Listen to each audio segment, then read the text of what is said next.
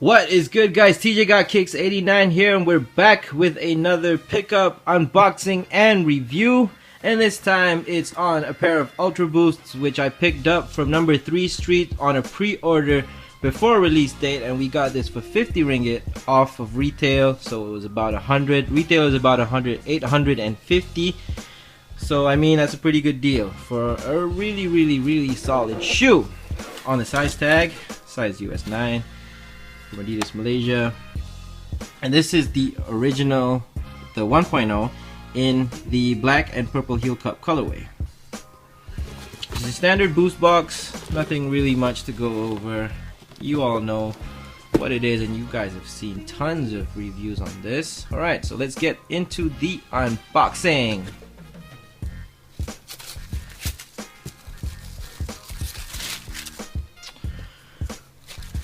There it is, ladies and gentlemen. The Ultraboost 1.0 Restock in the black and purple heel cup colorway. Or black and purple colorway, whatever you want to call it. Alright, just a quick rundown on what the shoe is made out of. It's primarily a prime knit upper with this 1.0 pattern going in that arrow direction. Everyone loved this pattern. Not everyone loved it. It was either a love or hate thing, because the runners loved it because it contained their shoes. The lifestyle dudes didn't really like it because it was a bit too tight knit and whatsoever.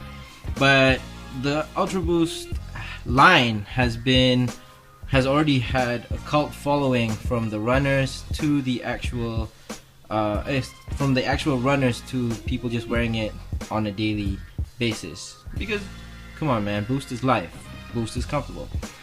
Alright, so this prime knit upper extends all around, but the difference between these and the 3.0s is that the back here is a mesh kind of material, as opposed to it being the same kind of material on the front and on the midfoot side. So you don't really get that much stretchiness in the back here, I think, which is good, which is why the 1.0 was actually designed for running first, because you should have a lot more containment in the back as opposed to stretchiness in the front. You want your feet to move slightly freely in the front but not in the back. So this is always a good look, and this was always what I've been a fan of. I've been waiting for this shoe to restock ever since they had the news come out earlier this year. I was always going to cop this anyways. I managed to double up, obviously, so this is going to be my beater pair. Some features missing from the original 1.0, but not really mad. I love this knit pattern, I love this colorway, you know, always a good look.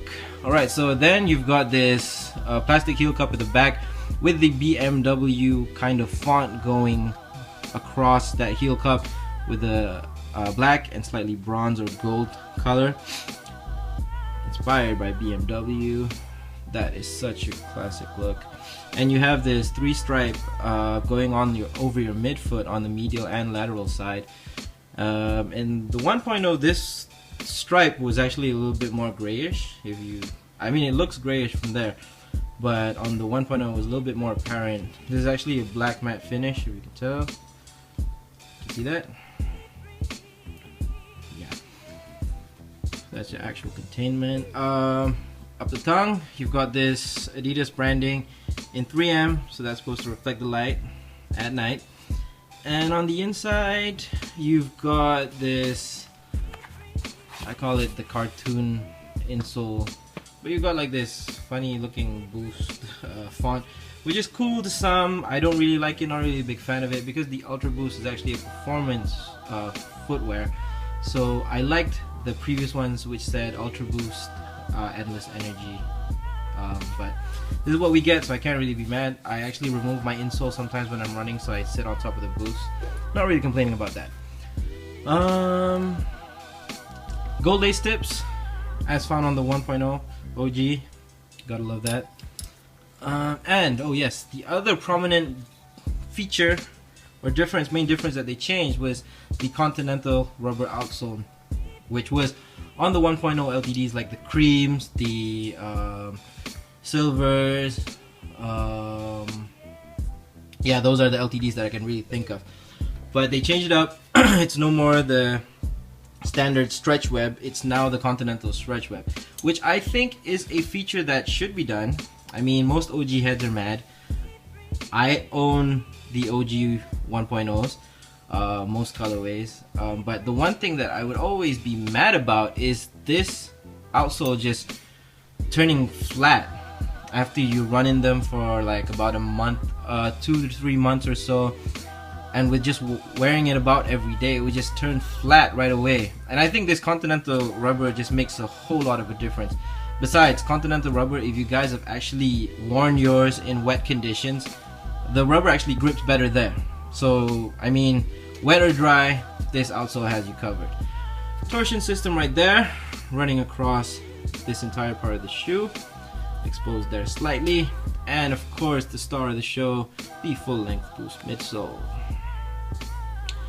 The Ultraboost, as compared to the Energy Boost, which was the first shoe to have boost used in its midsole, has 20% more boost in the heel, I mean on the entire shoe basically. So you got 20% more boost. Ultra Boost, boost your run, guys. So really happy that I got this pickup. Thank you so much to Number 3 Street for looking out for me, getting this slightly cheaper than retail on release day too. Let's check the inside. Tag there, I clipped it off already. Let's do that. Quality control, can't really be mad about it. Got a scratch there, but hey, don't really care.